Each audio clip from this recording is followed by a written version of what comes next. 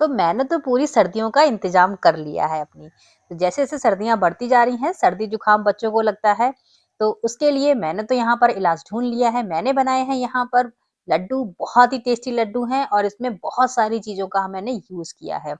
इसमें मैंने अलसी भी डाला है जो कि बहुत ही गरम होती है और लड्डू इतना टेस्टी है कि आप एक खाने के बाद खुद को कंट्रोल कर ही नहीं पाएँगे। तो चलिए बताते हैं मैंने इसमें क्या-क्या ऐड किया है। तो मैंने यहाँ पर एक बड़ा बाउल लिया है गेहूँ का आटा, यहाँ पे लिए हैं एक बड़ी कटोरी मूँगफली के दाने जिनको मैंने रोस्ट कर लिया है। नारियल लिया है सूखा हुआ, इसको रफली कट कर लिया है। आधी कटोरी के करीब यहाँ पर सूजी ले ली है। ये बिल्कुल ऑप्शनल है। और यहाँ पर आधी कटोरी व्हाइट वाला तिल ले लिया है। आप ब्लैक वाला भी इस्तेमाल कर सकते हैं। आधी कटोरी यहाँ पर लिया है गोंद जो कि बहुत ही हेल्दी होता है, गर्म होता है, सर्दियों में फ़ायदा करता है। मनपसंद अपने ले लेने हैं ड्राई फ्रूट। सबसे मेन चीज़ यहाँ पर ली है अलसी के बीज जो कि बहुत ही फ़ायदेमंद होते हैं और अगर आपके शरीर में कहीं पे भी दर्द है तो ये बहुत कारगर होते हैं इसमें, बहुत आराम पहुँचाते हैं। भुने हुए चने ले लिए हैं और ड्राई फ्रूट में मैंने काजू, बादाम, किशमिश, अखरोट और यहाँ पर सूखी हुई सूंठ भी ले ली है, जो कि सर्दियों में भी बहुत आराम देती है। तो ये सारी चीज़ों को यहाँ पर रख लिया है और यहाँ पर आधी कटोरी मैंने यहाँ पर पोस्ता दाना भी ऐड कर लिए हैं। इसमें से आपको जो कुछ भी हटाना है, हटा भी सकते हैं और भी ऐड कर सकते हैं। अब क्वांटिटी अपने हिसाब से कम-ज़्यादा भी कर सकते हैं। तो करना क्या है, सबसे पहले गैस पे चढ़ाएँगे कढ़ाई और यहाँ पर 1 चम्मच के करीब मैंने देसी घी डाला है, ये बिल्कुल ऑप्शनल है। बिना घी के अगर आप बनाना चाहते हैं ये लड्डू तो बिना घी के भी आराम से बन जाएँगे। तो यहाँ पर 1 चम्मच घी में मैंने अलसी के बीजों को अच्छे से भून लिया है। बीज जब हम भूनते हैं तो जैसे-जैसे ये गरम होते जाते हैं इसमें चटकने की आवाज़ आती है।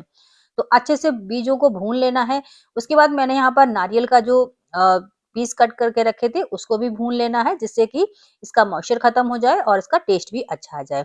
इसी तरीके से एक-एक करके सारे ड्राई फ्रूटों को भी हल्का-हल्का सा ड्राई रोस्ट कर लिया है मैंने, क्योंकि घी की कढ़ाई थी तो मैंने घी और इसमें नहीं ऐड किया है।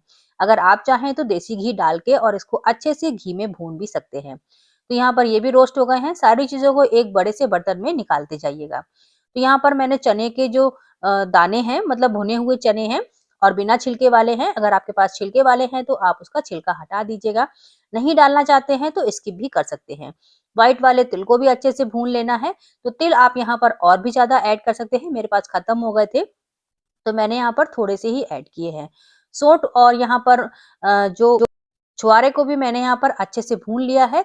इसको वैसे भूनने की ज़रूरत नहीं है लेकिन हल्का-सा इसको गरम कर लिया है ताकि ये थोड़ा सॉफ्ट हो जाए और इसको भी अच्छे से तोड़ लेंगे क्योंकि टूटने के बाद ही इसके छुआरे के अंदर से बीज निकालेंगे और सोंठ को भी थोड़ा-थोड़ा सा तोड़ लेंगे।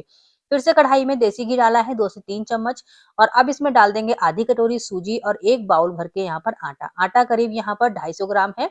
250 ग्राम से थोड़ा ज़्यादा ही है मतलब 300 ग्राम के करीब है।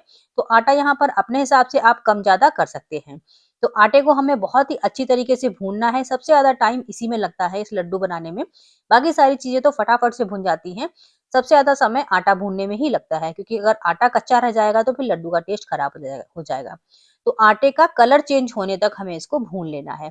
फिर से कढ़ाई में देसी घी डालेंगे और जो हमने गोंद रखा था इसको भी देसी घी में भून लेंगे। अगर आप ड्राई रोस्ट करना चाहते हैं गोंद को, ड्राई भूनना चाहते हैं, तो सूखी कढ़ाई में भून सकते हैं या फिर माइक्रोवेव अगर आपके पास है तो उसमें डाल के भी भून सकते हैं। लेकिन थोड़ा बहुत घी खाना भी चाहिए, अगर आपको परहेज है घी से, तो आप ये सारी चीज़ों को ड्राई रोस्ट भी कर सकते हैं। इसी तरीके से 1 चम्मच घी में मैंने पोस्ता दाना और किशमिश को भी भून लिया है। पोस्ता दाना अगर हम कच्चा खाएँगे तो फिर उतना टेस्टी नहीं लगता है, लेकिन देसी घी में जब आप इसको भून के डालेंगे लड्डू में तो इसका टेस्ट बहुत ही ज़्यादा बढ़ जाता है और शेल्फ लाइफ भी बढ़ जाती है। अब चलिए इन सारी चीज़ों को ग्राइंड कर लेते हैं। सबसे पहले मैंने यहाँ पर सोंठ को बारीक कट कर लिया था और अब इसका पाउडर बना के रेडी कर लेते हैं। इस तरीके से आप चाहें तो इसको छान भी सकते हैं, लेकिन हल्के से दाने यहाँ पर रह गए हैं तो मैंने इसको नहीं छाना है।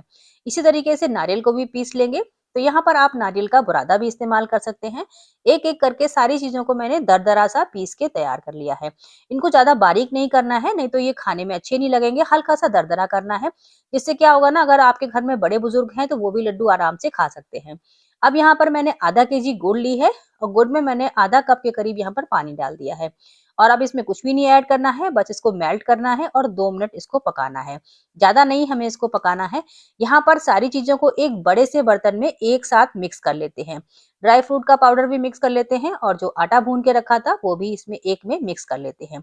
इलायची को मैंने 4-5 इलायची को दरदरा कूट के इसमें ऐड कर दिया है।